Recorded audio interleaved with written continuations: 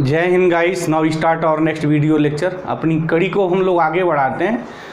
अब इसमें हम एक थ्योरम पिकअप किए हैं। एक थ्योरम के अब हम लोग थोड़ा जो सीक्वेंस में टूल्स जो डेवलप कर लिए हैं, थोड़ी थ्योरी को हम लोग अब डेवलप कर लिए हैं। तो अब कुछ बड़े इंपॉर्टेंट थ्योरम हैं, आज यूँ कहें कि बड़े इंपॉर्टेंट रिजल्ट्स हैं जिन पे नेशनल लेवल कॉम्पिटिशन्स के जो मैथमेटिक्स के जो कॉम्पिटिशन हैं बहुत सारे क्वेश्चंस बनाए जाते हैं। और जो हमारे देश स्तर की यूनिवर्सिटी हैं उसमें जो ग्रेजुएशंस लेवल की जो चीज़ें पूछी जाती हैं, जो थ्योरम अक्सर पूछे जाते हैं, बड़ी इंपॉर्टेंट थ्योरम है ये, प्रूफ के लिए अक्सर पूछे जाते हैं। तो उस कड़ी को हम लोग अब आगे लाते हैं। क्या है थ्योरम? ये कहता है, बहुत इंपॉर्टेंट थ्योरम है ये।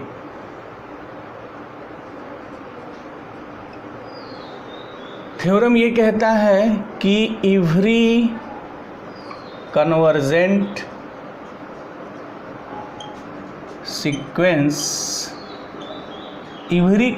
Sequence is bounded.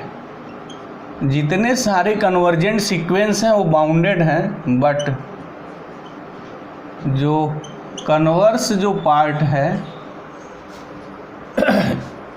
Is not necessarily true.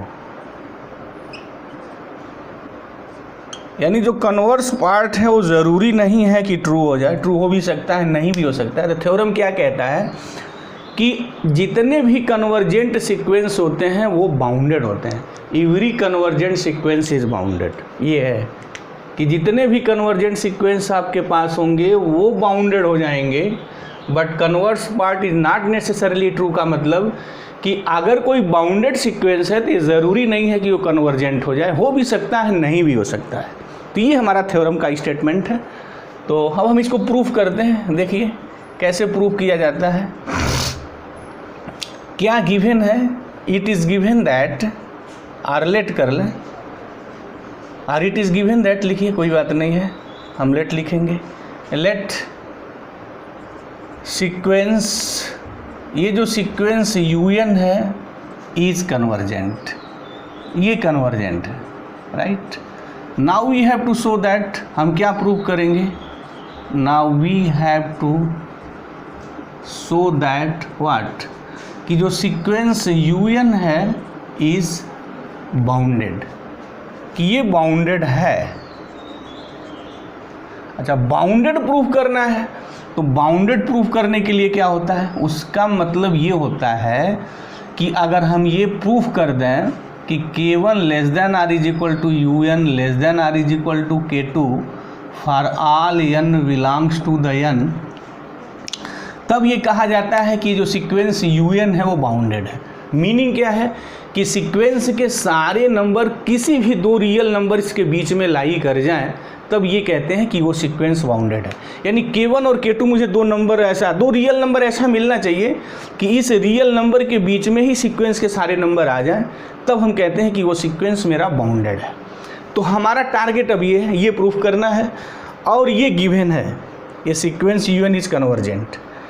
अच्छा, अगर कोई सीक्वेंस कन्वर्जेंट है तो क्या बात होती है, ज़रा उसका हम लोग थोड़ा एनालिसिस कर दें कि सिंस UN इज कन्वर्जेंट, तो अगर कोई सीक्वेंस कन्वर्जेंट है तो दिस इम्प्लाइज जो limit n tends to infinity UN होगा इज इक्वल टू L, ये बात लिखेंगे। जहाँ L हमारी क्या कही जाती है? L is known as the limit of the sequence, or sequence UN is converges to the number L, ये भी बात बोली जाती है। अच्छा, आल्सो ये भी बात हम लिखते हैं कि अगर सीक्वेंस UN कन्वर्जेंट है तो आल्सो ये भी बात लिखी जाती है, साथ साथ वो भी लिख दिया जाए, और लिखना भी चाहिए। अगर आप एकेडमिक स्तर में इस थ्योरम को प्रूफ करते हैं तो सारी बातों को लिखना चाहिए, पूरा कच्चा चिट्ठा खोल के रख देना चाहिए, ताकि जो कॉपी चेक कर रहा है, देख रहा है, उसको बात समझ में आ जाए कि जो चीज़ आप लिख रहे हैं आपको वो सारी चीज़ें क्लियर है। ये तो बात हो गई सीक्वेंस और कन्वर्जेंट है। अच्छा, इसके साथ साथ और भी एक चीज़ होती है जिसको हम साहित्यिक डिफिनीशंस लेक्चर के दौरान कहते रहते हैं, वो क्या है? आल्सो, ये होता है for every epsilon greater than 0 there exist a, क्या एग्जिस्ट है भाई? There exist a natural number m such that एक ऐसा नेचुरल नंबर यम एग्जिस्ट करेगा कि absolute value of U N minus L less than epsilon for all N greater than or equal to U. ये बात होगी मेरी दिस कि अगर कोई सीक्वेंस कन्वर्जेंट है, यानी किसी पॉइंट पे अगर कन्वर्ज करता है तो ये बात होगी। और इसको हम लोग हम साहित्यिक डिफिनीशन से बोलते हैं, दिस इज द साहित्यिक डिफिनीशन, क्योंकि इसे हम पहले ही बताएं कि जब हम लोग थ्योरम प्रूव करते हैं ना तो इस चीज़ का हम लोग यूज करते हैं। अच्छा, एक बात और हम लगे हाथ लिख दें, जो बिगिनर स्टूडेंट हैं उसको साथ साथ ये नोट करते रहें तो उनको एक बहुत अच्छे साथ साथ रिजल्ट भी मिलते रहेंगे कि जैसे कोई भी हम जब लिखते हैं mod of X less than or is equal to L है, तो इसकी मीनिंग ये होती है कि minus L less than or is equal to X less than or is equal to L. जब मॉड टूटता है तो फिर ये हो जाता है। तो अगर इस मॉड को हम तोड़ें तो क्या लिखेंगे यूजिंग दिस कंसेप्ट, ये हो जाएगा minus epsilon U N minus L, ये लेस देन है this less than plus epsilon. अच्छा, प्लस एल अगर हम ऐड कर दें तो कोई प्रॉब्लम नहीं होगी, इनक्वालिटी वही रहती है, ऐड करने पे कोई प्रॉब्लम, इनक्वालिटी चेंज नहीं होती है, जैसा नेचर रहता है वही रहता है। तो L minus epsilon less than U N minus L plus L, ये हो गया less than epsilon plus L. अब इसको मैं यूँ लिख सकता हूँ L minus epsilon less than, ये कैंसिल हो गया, U N less than L plus epsilon. अच्छा, ये जो इनक्वालिटी ट्रू हो रही है किन के लिए, for all N greater than or equal to M, for all N greater than or equal to M, for all N greater than or equal to M. अब इनका मैं नामकरण संस्कार थोड़ा स्टार कर दूं, मुझे मिला क्या, थोड़ा इसके बारे में थोड़ा मैं चर्चा कर दूं तो लिसनर्स को ये बात बिल्कुल क्लियर हो जाएगी। यानी ये जो साहित्यिक डिफिनीशंस है, ये जो डिफिनीशंस है किसी सीक्वेंस के कन्वर्जेंट होने की, उसके साथ साथ ये भी ये कहता है, इससे एक और हमारा निष्कर्ष ये निकलता है कि जो सीक्वेंस के ये जो नंबर्स हैं, कौन से number, N greater than or equal to M, मतलब N greater than or equal to M के बाद सीक्वेंस के जो टर्म्स आएंगे, यानी जो नंबर्स आएंगे, जो एलिमेंट्स हैं जो सीक्वेंस के, वे सीक्वेंस के सारे नंबर यम के बाद वाले यम टर्म के बाद वाले जितने भी टर्म सीक्वेंस के हैं यल प्लस एप्सिलॉन और यल माइनस एप्सिलॉन के बीच में बंधे हुए हैं। ठीक है, मतलब कि सारे नंबर्स यल प्लस एप्सिलॉन से छोटे हैं और यल माइनस एप्सिलॉन से बड़े हैं। तो ये क्या है, बाउंडेड की डिफिनीशन है? नहीं, बाउंडेड की डिफिनीशन है for all N belongs to N, यानी 1 2 3 4 सभी नेचुरल नंबर्स के लिए। तो यहाँ सभी नेचुरल नंबर्स नहीं है भाई, यहाँ क्या है, यहाँ तो N greater than or equal to M है, यानी यम से छोटे जो हमारे नेचुरल नंबर्स हैं, मतलब यम से छोटे जो टर्म्स आएंगे, मतलब u1 u2 and so on um-1, उनके बारे में तो कुछ बात नहीं हुई है। अब उनके बारे में हम लोग देखें, मतलब कैसे हम वो निकालेंगे, यानी इससे मैं नहीं कह सकता हूँ ना कि दिस सीक्वेंस इज बाउंडेड, नहीं, मैं सिर्फ ये कह सकता हूँ कि उस चीज़ को थोड़ा मैं यहाँ लिख दूँ तो लिसनर्स को बात और क्लियर हो जाएगी। इसका मतलब हमारा ये सिंपली हुआ है कि ये u1 u2 u3 and so on um-1 um+1 um+2 and so on, यहाँ कहीं un लिख दिया जाए या छोड़ दें, कोई फ़र्क पड़ता नहीं है, हो गया ये।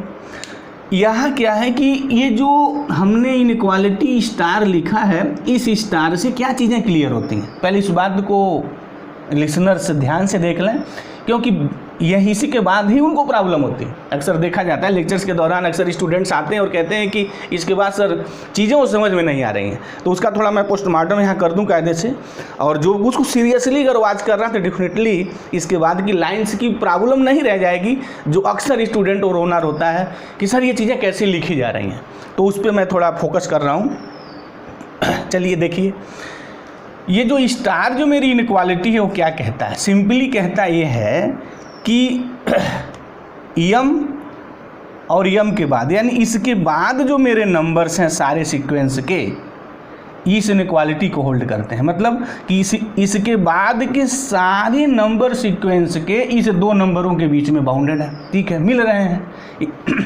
लेकिन इसके पहले की चीज़ें क्या हो रही हैं, अब इसके पहले की चीज़ें भाई तो पता करना होगा ना, क्योंकि बाउंडेड के लिए यहाँ फॉर ऑल एन है, सारे नेचुरल नंबर्स के लिए, मतलब कि सीक्वेंस के सारे टर्म दो नंबरों के बीच में होने चाहिए। यहाँ तो यम और यम के बाद के नंबर मेरे जो है दो नंबरों के बीच में है। तो इस कड़ी को हम लोग कैसे सुलझाते हैं, उसके लिए हम लोग क्या करते हैं, क्या ट्रिक अप्लाई करते हैं देखा जाए। इसके लिए हम लोग ये करते हैं कि इस पे थोड़ा आते हैं यहाँ से दिस। इसका क्या मतलब है? इसकी मीनिंग ये है कि L minus epsilon less than U N, this implies U N greater than L minus epsilon. किसके लिए भाई?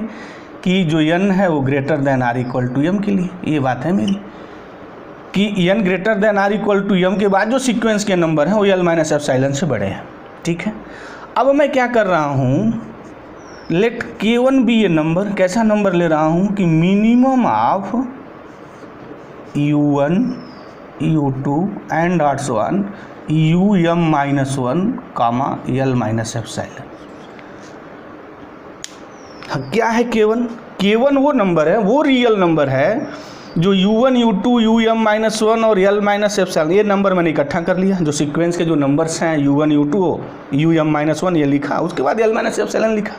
और K1 क्या है? इनमें से जो सबसे छोटा है उसका हमने नाम K1 किया। सबसे बड़ा भी ले लीजिए, कुछ भी लीजिए, कोई फ़र्क नहीं पड़ता, हम सबसे छोटा क्यों ले रहे हैं अभी वो बात क्लियर हो जाएगी। अब ये सीक्वेंस के सारे नंबर आ गए M के पहले और L माइनस एप्सिलॉन, ये नंबर हमने ले लिया। और K1 जो है इनमें सबसे मिनिमम है। तो अगर इसमें K1 सारे नंबरों में मिनिमम है और ये कहता है कि UN greater than L minus epsilon, तो ये जो सारे नंबर जो मिनिमम होंगे UN उनसे बड़ा होगा डेफिनेटली, क्योंकि UN greater than L minus epsilon है। और हमने एक सेट बनाया UN से लेके L माइनस एप्सिलॉन तक। हमने कहा कि K1 इनमें जो सबसे मिनिमम है वो है, यानी K1 मिनिमम होने का मतलब क्या है? K1 greater than L minus epsilon होगा, या इक्वल भी हो सकता है। K1 greater than M minus 1 है, या इक्वल भी हो सकता है, मतलब लेस नहीं हो सकता है कि K1 जो होगा हमारा, नहीं sorry, K1 less than L minus epsilon है, R इक्वल हो सकता है। K1 less than R equal to UM minus 1 है, मतलब K1 ग्रेटर नहीं हो सकता है। K1 जो है इन सभी नंबरों से छोटा है। मतलब क्या हो गया कि K1 जो है वो less than L minus epsilon है, इससे छोटा है। इसके बारे में इधर आइए, ध्यान इधर लगाइए, भी कंसेप्ट ये कि UN जो है L माइनस एप्सिलॉन से बड़ा है और K1 इनमें ऐसा सभी लिया है। अब सीक्वेंस के सारे नंबर हो गए, U1 U2 UM माइनस 1 तक आ गए सीक्वेंस के नंबर। हमारा लफड़ा जो है M के पहले शुरू हो रहा था, M के बाद तो कोई प्रॉब्लम नहीं थी कि सीक्वेंस के सारे टर्म्स जो M हैं या M से बड़े हैं वो दो नंबरों के बीच में बाउंडेड हैं।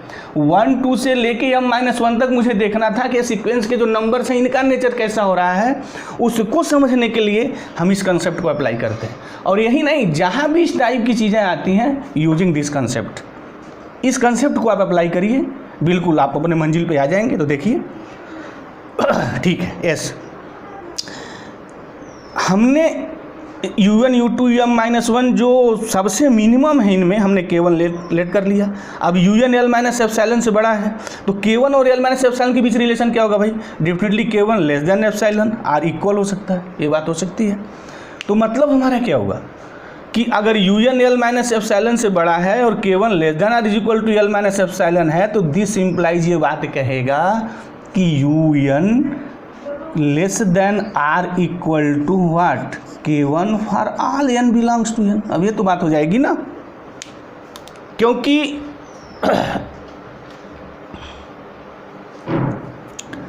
UN अगर ग्रेटर है, सॉरी, UN अगर greater than L minus epsilon है और K1 हमारा L माइनस एप्सिलॉन से छोटा है, तो फिर ये बात होगी ना कि UN ये बड़ा हो जाएगा ना, क्योंकि UN L माइनस एप्सिलॉन से बड़ा है और K1 L माइनस एप्सिलॉन से छोटा है। तो नेचुरल सी बात होगी, this is the common sense of the mathematics. UN की वैल्यू जो होगी K1 से बड़ी होगी, इक्वल हो सकती है बट लेस नहीं हो सकती किसी भी कंडीशन में।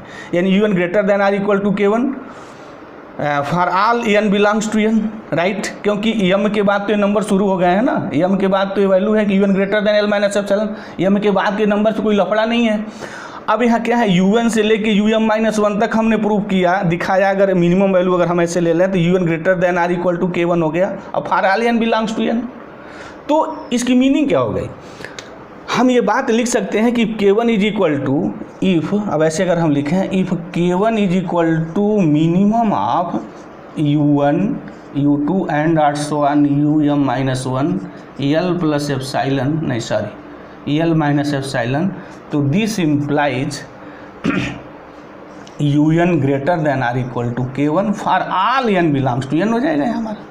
दिस इम्प्लाइज को ऐसे भी मैं लिख सकता हूँ कि K1 less than R is equal to UN for all n belongs to n, ये बात हो गई। अच्छा, अब मैं इसका नामकरण संस्कार 1 कर दूँ, ये हो गई मेरी बात। यानी यूएन के जो सारे जो नंबर हैं, यानी सीक्वेंस के जो सारे नंबर हैं वो मेरे सारे numbers greater than or is equal to K1 है, K1 से बड़े हैं, हो गई बात है। अब सेम यही कंसेप्ट अब हम यहाँ पे लेके चलेंगे, L प्लस एप्सिलॉन जो है। अब इधर इस चीज़ को देखें, थोड़ा मैं यहाँ अपनी बात ला दूँ। अब मैं एक नंबर K2 की तलाश कर रहा हूँ। K2 मैं कैसे लिखूँगा, वो लिख रहा हूँ कि maximum of what U1 U2 and also on UM-1 comma L plus epsilon. ये लिखा कि K2 जो है वो मैक्सिमम है, ठीक है। अब स्टार पे आ जाइए ज़रा, यहाँ देखिए, ये कह रहा है कि UN की value less than L plus epsilon है for all n greater than or equal to M। ये है यहाँ, मतलब ये इनइक्वालिटी सीक्वेंस के उस टर्म्स के लिए सही है जो m है, जो या m से ग्रेटर है, मतलब UM plus 1 UM plus 2 UM plus 3 and that's one, उनके लिए बात है। यानी सीक्वेंस के वो सारे टर्म्स L प्लस एप्सिलॉन से छोटे हैं। अब मुझे तो ये तो m है और m प्लस 1 की बात है, और मुझे तो 1 2 3 मतलब सभी दिखाना है, इसीलिए हमने यहाँ K2 मैक्सिमम ऑब्वियस लिया। इसकी मीनिंग क्या हो गई, अब देखिए क्या करते हैं कि इस K2 और L प्लस एप्सिलॉन में रिलेशन निकालते हैं। K2 है जो मैक्सिमम है और UN जो है less than L plus epsilon है, तो K2 और L प्लस एप्सिलॉन के बीच रिलेशन क्या होगा भाई। अगर आपने कहा है कि K2 इन सभी नंबरों के बीच में मैक्सिमम है U1 U2 and also on, तो डेफिनेटली यहाँ से मैं एक बात दावे के साथ लिख सकता हूँ कि जो K2 होगा मैक्सिमम है तो greater than or equal to L plus epsilon हो सकता है। मतलब K2 किसी भी कंडीशंस में L प्लस एप्सिलॉन से छोटा नहीं हो सकता है। अगर आप कहते हैं K2 भी द मैक्सिमम ऑफ दिस, तो इसकी मीनिंग क्या हुई कि ये जो नंबर्स आप लिखे हैं सारे नंबर से K2 बड़ा होगा। ये हो सकता है इक्वल हो बट लेस तो नहीं होगा, क्योंकि मैक्सिमम हमने कहा है, तो K2 greater than L plus epsilon है, ठीक है। अच्छा, ये किसके लिए ट्रू है, ये सभी के लिए U1 U2 UM-1 this all conditions. अब यहाँ इधर आ जाइए, UN less than L plus epsilon है और K2 इससे बड़ा है, तो डेफिनेटली इससे और इससे मैं क्या लिखूंगा, वो ये लिखूंगा कि UN less than K2 or equal हो सकता है for all n belongs to n। अब लिखूंगा, क्यों मैं लिखूंगा भाई कि ये K2 greater than or is equal to L plus epsilon है, यहाँ से लेके यहाँ तक, क्योंकि K2 इनके बीच मैक्सिमम है, ये बात ट्रू हो गई। और यहाँ ये बात है इससे कि UN less than L plus epsilon M और M के बाद है, और ये क्या है कि 1 से लेके M-1 तक है। तो अगर इसको और इसको मैं मिला दूँ, ये इसको और इसको मैं मिला दूँ, तो फिर क्या हो जाएगा, ये इनक्वालिटी M और M+1 के लिए सही है, ये इनक्वालिटी 1 से लेके M-1 तक सही है। तो दोनों को जब मिलाएंगे तो क्या होगा, 1 से लेके सारे नंबर, यानी for all n belongs to n। और स्टूडेंट को देखने में आता है ना, यही प्रॉब्लम होती है, उनको समझने में ये प्रॉब्लम होती है, ये कैसे for all n belongs to n ना जाए। यहाँ तो बात सही हो जाती है, क्योंकि ये बात तो बाई डिफिनीशन से लिखी हुई है। तो मुझे उम्मीद है कि ये जो बिगिनर स्टूडेंट को या जनरली स्टूडेंट्स को ये प्रॉब्लम क्रिएट करता है, for all n belongs to n कैसे लिख देते हैं, ये बात उसको बिल्कुल क्लियर हो गई होगी। और इस चीज़ को नोट कर लें, ये चीज़ उनके पास अगर नोट रहेगी तो एक दो बार और अगर उसको रिवाइज करेंगे, क्योंकि मैथमेटिक कहीं भी जाती है कि मैथमेटिक उनको आती है जो बार बार रिवाइज करते हैं या जो क्वेश्चंस लगाते हैं। सिर्फ वीडियो लेक्चर्स को सीरियसली वॉच कर लेने पे वो चीज़ नहीं समझ पाएंगे। जब तक खुद एक दो बार अपने नहीं प्रैक्टिस करेंगे तब तक उस चीज़ को उनको डेप्थ में नॉलेज नहीं मिलेगा। ठीक है, हो गई मेरी बात। UN less than or is equal to K2 for all n belongs to n। अब इसका मैं नाम थोड़ा 2 कह दूँ, तो अब तो मुझे उम्मीद है कि काम इनका तमाम हो गया, बात फिनिश हो गई। फ्रॉम 1 and 2 रिजल्ट आ गया भाई, बात तो लिख ही सकते हैं। अब इसको मैं डिलीट कर दूं और इस चीज़ को नोट करना भी सीरियसली, क्योंकि यही वो फैक्ट है जिसके सहारे जो प्रॉब्लम होती है उसको दूर किया जाता है।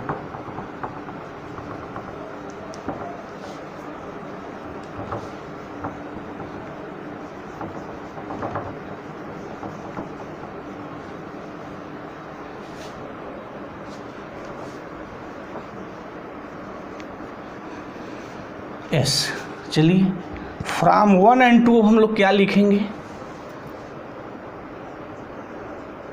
फ्रॉम 1 and 2 क्या होगा कि जो सीक्वेंस के जो सारे जो नंबर हैं ना वो K1 और K2 के बीच में है for all n belongs to n। क्या डिफिनीशन हो गई? दिस इम्प्लाइज ये जो सीक्वेंस UN है, बड़े प्रेम से अब आप लिखेंगे कि yes this is the bounded year, ये जो सीक्वेंस है मेरा बाउंडेड है, राइट।